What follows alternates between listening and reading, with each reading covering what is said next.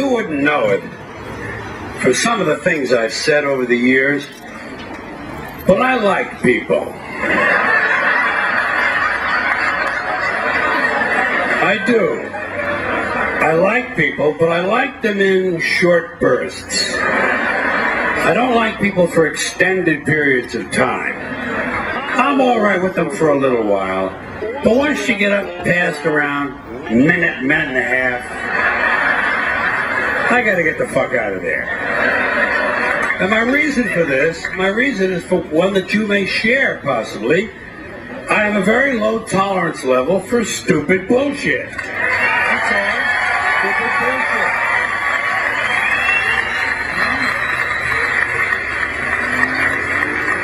And everyone wants to tell you their stupid bullshit. And a lot of them don't know when to stop talking. You ever run into that guy? Doesn't know when to stop talking. Just continues running at the mouth like verbal diarrhea.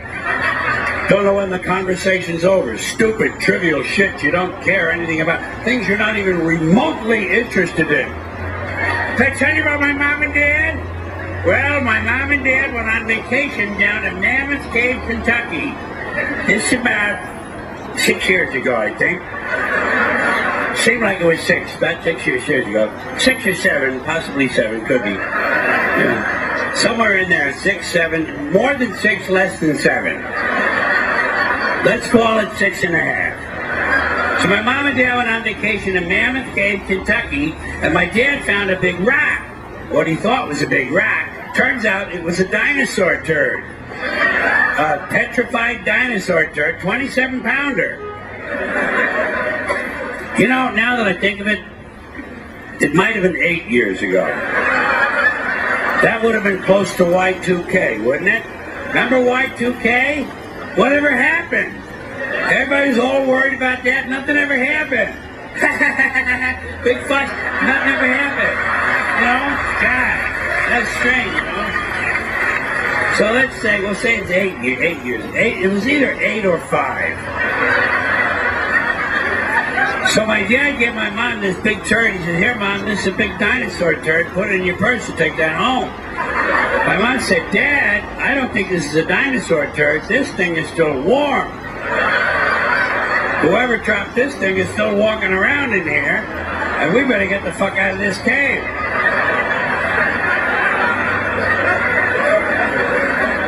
Nine years ago. 9. I know it was 9 because my wife was pregnant with our first boy, Mahmoud ibn El Said ben Salam. And he's 10 now.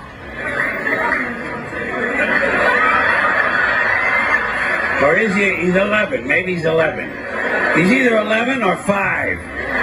And while all this is going on, you're searching through your mind for something diplomatic and tactful and graceful that you can say to help end the conversation. And all I can ever come up with is, blow it out your ass!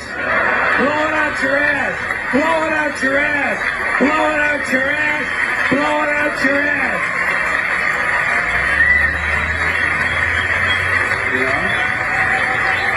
know? But you can't say that.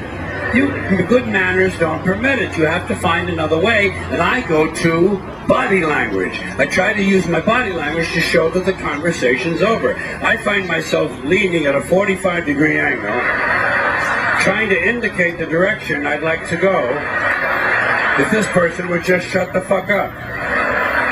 And then I might even give him a verbal cue. Surgery.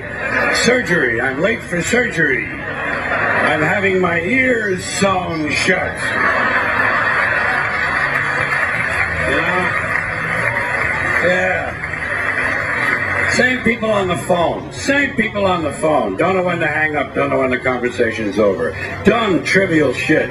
Dumb questions. So what are you guys going to do 5 summers from now? We haven't made any plans. Marge wants to go to the beach. The kids kind of like it at the lake, and I want to go to the mountains. Grandma wants to visit her sister in Frog Balls, Arkansas. How about you? You made any plans? It's never too early to make plans. We're going to Norway in 2025. Did you know that up until the 1950s, Norway's economy was based largely on fishing? But now, thanks to the expansion of the world economy, it's once again, you're searching through your mind for the right thing to say to help end the conversation. Shut the fuck up comes to mind. How about shut your fucking pie hole might be good. Or if he prefers cake, shut your fucking cake hole.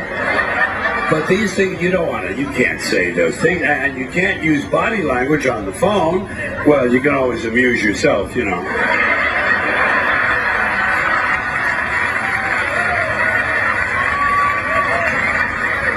Or if it's your mother, you show your mother respect, you put her on speakerphone.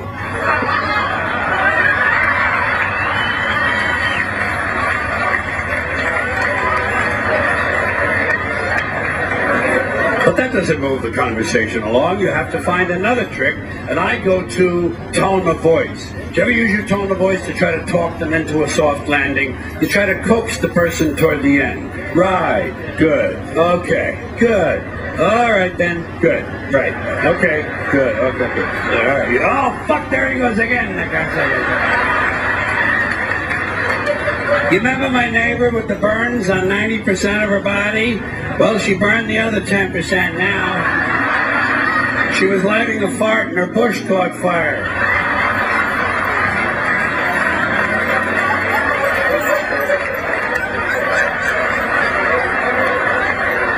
Listen, Reverend. Reverend, I hate to be rude, but I just took a 3.5-hour shit. And I'm bleeding from the asshole. Well, I don't have any mercurochrome. Yes, I'll put a Snoopy Band-Aid on it. Thank you. Yeah, thank you. You do that for me. Yes, say a prayer for my asshole. Thank you very much. You have to resort to these tactics because many people do not understand what a phone call should be or what a phone call is. Ideally, a phone call is the brief exchange of a few vital pieces of information. This is a phone call. Hey, Steve, what time's the circle jerk start tonight? 10 o'clock. Okay, listen, I'm going to be a little bit late. You'll have to start without me. Oh, don't worry, I'll catch up. I'm eating a whole bunch of oysters and watching a horny movie. It's called Tarzan Fucks a Zebra. Russell Crowe.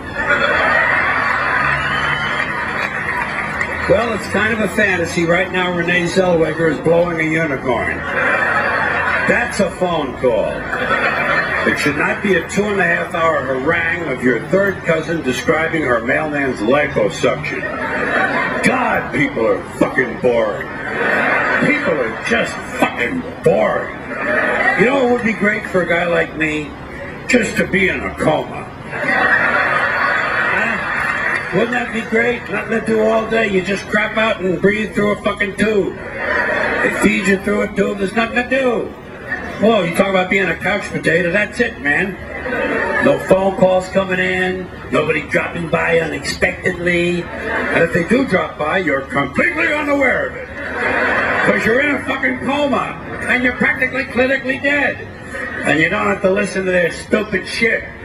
Their stupid shit like about their new ride-around lawnmower with the two-tone horn and the GPS in case they get lost on the lawn.